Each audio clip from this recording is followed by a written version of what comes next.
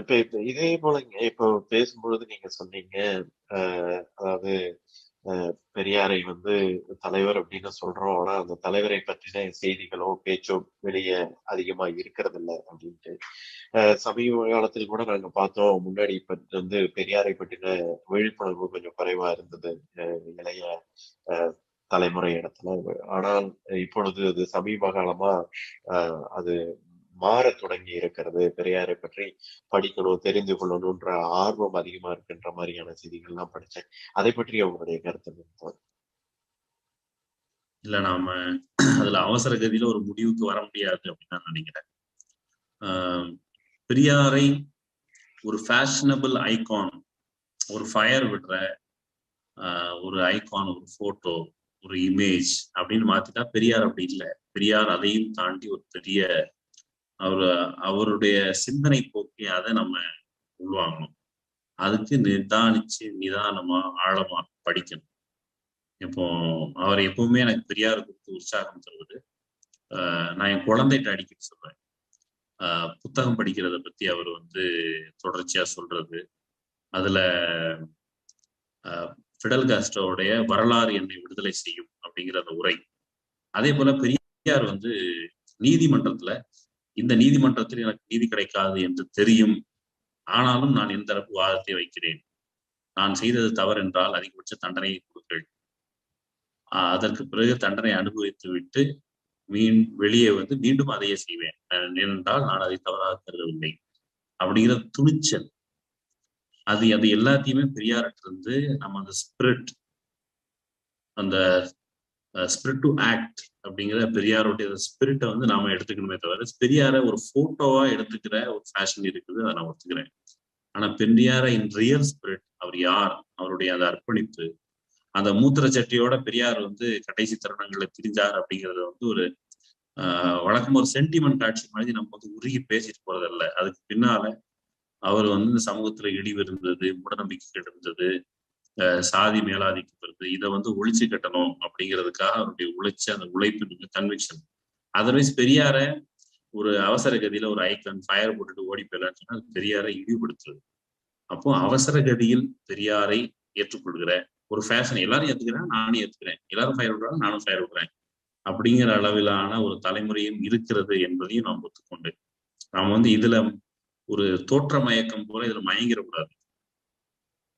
நாம் இன்னும் வேகமாக பெரியாரை எடுத்து செல்லணும். ஏன்னா கிரவுண்ட்ல வேற நிகழ்வுகள் நடக்கும். கிரவுண்ட்ல வந்து சாதாரண மக்கள், எளிய மக்கள் மத்தியில பெரியார் குறித்த மாற்று பிம்பத்தை சாதி வாரியா பிரிச்சு, பெரியார் ஓஞ்சாதிக்கு பண்ணல, ஓஞ்சாதிக்கு பண்ணல, தமிழ்நாட்டில் இருக்க எல்லா ஜாதி சங்கத்திலயும் இருந்து வெவ்வேறு வகையான சாதி சங்கங்கள் பெரியார் எங்களுக்கு என்ன பண்ணாருன்னு கேட்கிறாங்க.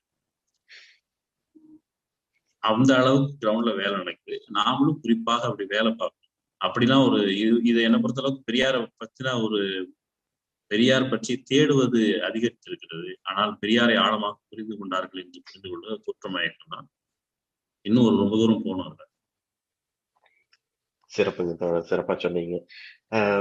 இப்போ சமீபத்துல வந்திருக்கக்கூடிய இந்த ஜெய்பீம் திரைப்படம் பல தனிப்பட்ட முறையில பல பேருடைய மனதுல ஒரு ஆழமான தாக்கத்தை ஏற்படுத்தியிருக்குதுன்னு சொல்லலாம். நீங்க கூட ஒரு பதிவிட்டிருந்தீங்க. அதனுடைய எந்த வகையான தாக்கம் ஏற்படுத்துச்சு அப்படின்ட்டு. இப்ப தனிப்பட்ட மனிதர்கள், தனிப்பட்ட நபர்கள் மத்தியில் ஏற்பட்டிருக்கக்கூடிய அந்த தாக்கம் சமூகத்தில் தொடருமா அப்படின்னு ஒருத்தர் கேட்டிருக்கிறாருங்க. தொடராது, கண்டிப்பா தொடராது. ஏன்னா அது வந்து ஒரு லாங் ப்ராசஸ். நீங்களே உங்களுடைய ப்ரிவிலேஜ் பத்தின பிரச்சனை இருக்கு. இப்போ நேத்து மருதையன் தோழர்கிட்ட பேசிட்டு இருக்கும்போது ஒரு சட்டையரா ஒன்று சொன்னோம். இப்போ வந்து செங்கேணி வந்து தெருவில் இறங்கி நடந்து போறாங்க. அந்த பஞ்சாயத்து கூட அந்த கவுன்சிலரா ஒரு பஞ்சாயத்து போர்டு தலைவர்கிட்ட போய் அந்த பொண்ணு வந்து கேட்குது, ஐயா வந்து காப்பாத்துங்க, தெருவில் நின்றுதான் கேட்குது. பூட்டுன வீடுகள்ல எல்லாரும் உள்ளே இருக்கிறாங்க, வெளியே வந்து எட்டி பார்க்கல. என்ன நடந்திருக்கணும் கற்பனையா கேட்டோம். அப்போ மருதையன் தோழர் பதில் சொன்னார், அந்த பூட்டிய வீடுகளுக்குள் அமர்ந்து கொண்டு அந்த அமேசான் பிரைம்ல ஜெய்பீம் பார்த்து கொண்டிருப்பார்கள் அப்படின்னு சொன்னார்.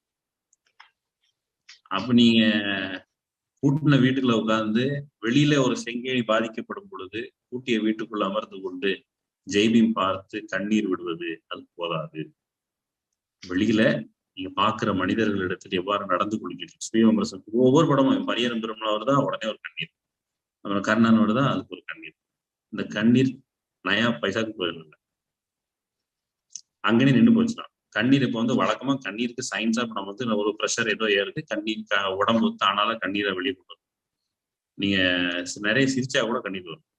ஆனா அதுக்கு அர்த்தம் வந்து ரியலான அர்த்தம் வந்து கிரவுண்ட்ல இன்னைக்கும் பழங்குடியினர் இப்போ வந்து எடுத்துக்காட்டு சொல்றேன், நம்ம சோசியல் மீடியா ட்ரெண்ட்ல இருக்கிறதுனால சோசியல் மீடியால பான்பராக் வாயெல்லாம் திட்டுறாங்க.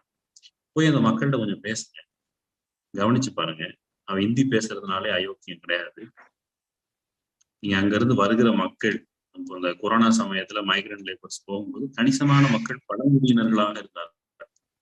ஜேபி பார்த்துட்டு அந்த வட மாநிலங்கள்ல இருந்து காடுகள் இருந்து நாடோடிகளாக அகதிகளாக துரத்தப்படுகிற மக்கள் குறித்த கரிசனம் இல்லாத ஒரு சிந்தனையை வளர்த்து கொண்டோமானால் அப்புறம் ஜெய்பியும் எத்தனை விதமாய் படம் வந்தாலும் பயனில்லை.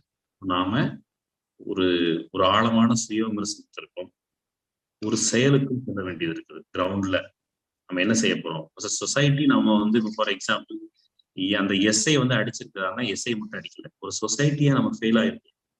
ஒரு சொசைட்டியா புறக்கணிக்கப்படுகிற ஒரு ஒரு யாரோ ஒருத்தர் தீண்டாமைக்கு ஆளாக்கப்படுகிறார்.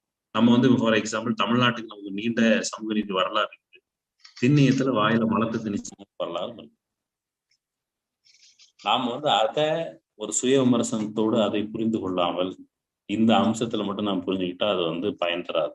அது வந்து ரொம்ப லெஸ் ரெலவெண்ட். ஸோ கண்ணீர் மட்டும் போதாது, we have to act.